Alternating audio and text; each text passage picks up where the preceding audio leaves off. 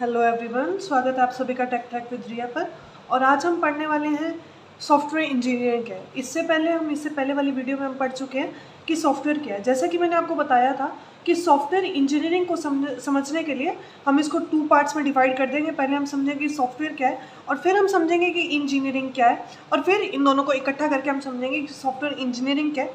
तो हम सॉफ्टवेयर समझ चुके हैं। हमने सॉफ्टवेयर में क्या समझा कि जब हम प्रोग्राम को कि जिसमें कोई स्टेप बाय स्टेप इंस्ट्रक्शंस होती है उसको और डॉक्यूमेंटेशन को मिला देते हैं तो हमारा सॉफ्टवेयर बन जाता है। अब हम समझते हैं कि इंजीनियरिंग क्या है। इंजीनियरिंग वर्ड को सुनकर हमारे दिमाग में क्या आता है? किसी चीज़ को डिज़ाइन करना, क्रिएट करना, बिल्ड करना या फिर किसी प्रॉब्लम का सोल्यूशन निकालना।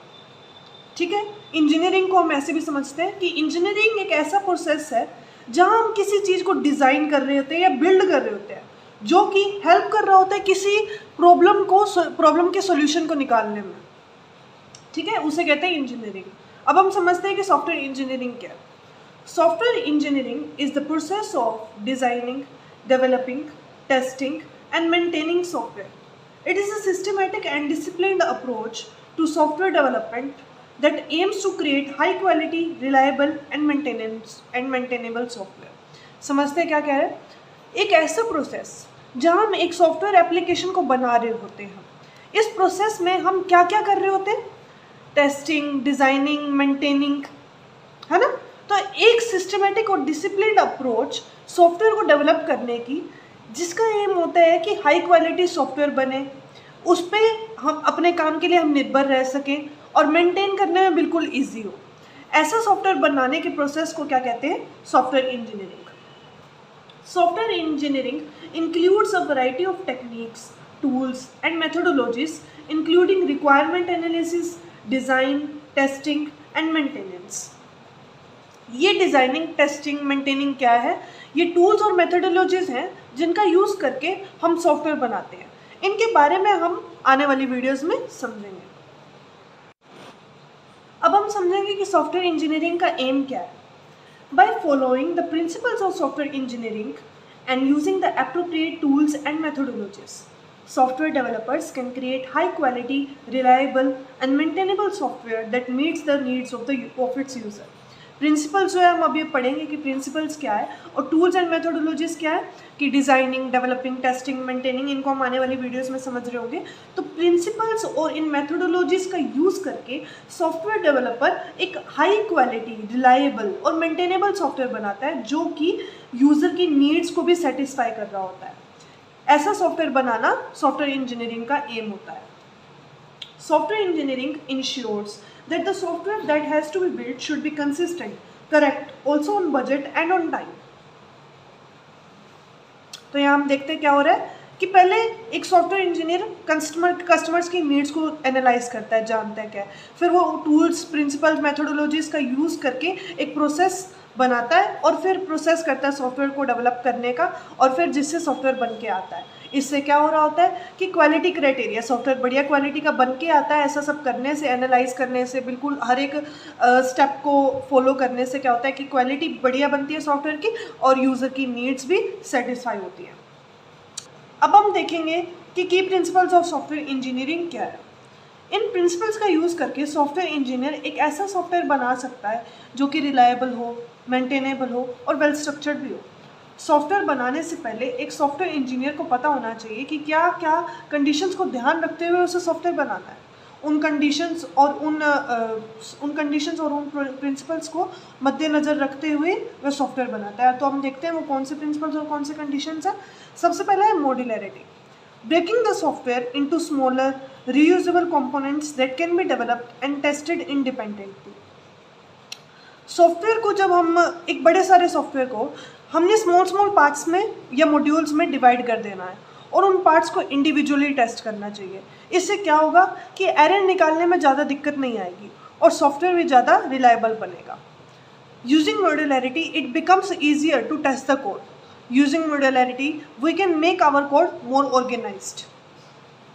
अब सेकेंड है abstraction, hiding the implementation details of a component and exposing only the necessary functionality to other parts of the software।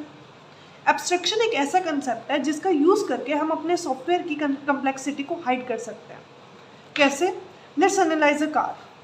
A car is a very complex system made up of a lot of components.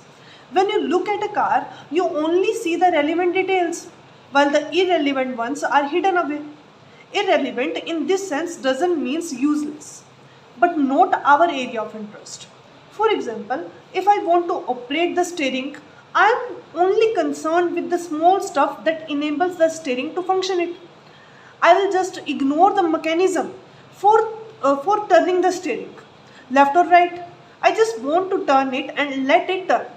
So here the mechanism in the background is irrelevant for the user. क्या समझे? Software के background mechanism को user से hide करना और सिर्फ उतना ही दिखाना जो उसके काम का है, जो उसको नेसेसरी है, उसके लिए देखना उसको नेसेसरी है, और सारी फालतू की क्यों, सारी इम्प्लीमेंटेशन जो कि पीछे की है, सारी कोडिंग है, उसको हाइड करना यूजर से, उसे क्या कहते हैं? एब्स्ट्रैक्शन. थर्ड आता है encapsulation. wrapping up the data and functions of an object into a single unit and protecting the internal state of an object from the external modification. Encapsulation का मतलब होता है wrapping up of data and function in a single unit. Wrap करके रख देना मतलब इकट्ठा करके रख देना. जितने भी आपके फंक्शन हैं, डाटा हैं, उनको एक जगह पर स्टोर करके रख देना, ताकि क्या है, हम अपने सॉफ्टवेयर को एक्सटर्नल मॉडिफिकेशन से प्रोटेक्ट कर सकें. As simple as that. अब हम समझेंगे कि रीयूजेबिलिटी क्या है. Creating components that can be used in multiple projects which can save time and resources. Pre existing code को दोबारा यूज़ करना to perform the same function और रीपर्पज फंक्शन. ऐसा करने से सॉफ्टवेयर की प्रोडक्टिविटी इंक्रीज होगी, कॉस्ट कम लगेगी और ओवरऑल क्वालिटी भी सॉफ्टवेयर की इंक्रीज होगी और टाइम भी कम लगेगा. Maintenance. Regularly updating and improving the software to fix bugs, add new features. The maintenance phase in the software development process is where the software is maintained to ensure it continues to function as it was designed to, and repairs or upgrades are performed as needed. देखो, अब हम software बना के सिर्फ user को थमा थोड़ा ना देंगे कि लोग कर लो यूज़. अब हमें थोड़े थोड़े टाइम के बाद उसे चेक भी तो करना पड़ेगा ना कि उसे किसी अपडेशन की जरूरत तो नहीं, तो क्या, या फिर वो सेम वैसा का वैसा फंक्शन कर रहा है जैसा फंक्शन करने के लिए उसे डिज़ाइन किया गया था. उसे चेक करना बार बार, उसे कहते हैं उसकी मेंटेनेंस करना. ओके. फिर आता है testing. Verifying that the software meets it's requirements and is free of bugs. पहले हम टेस्टिंग करते हैं, फिर हम मेंटेनेंस करते हैं. देखो, टेस्ट तब हम करते हैं, सॉफ्टवेयर जो हम डेवलप कर लेते हैं उसको डेवलप करने के बाद उसे टेस्ट करना, उसे चला के देखना कि वो सही भी चल रहा है या नहीं चल रहा है, उसके अंदर कोई एरर भी है या नहीं है, उसे कहते हैं टेस्टिंग. तो इन सब प्रिंसिपल्स और इन सब कंडीशंस को एक सॉफ्टवेयर इंजीनियर को यूज़ करना चाहिए और इन सब का ध्यान रखना चाहिए.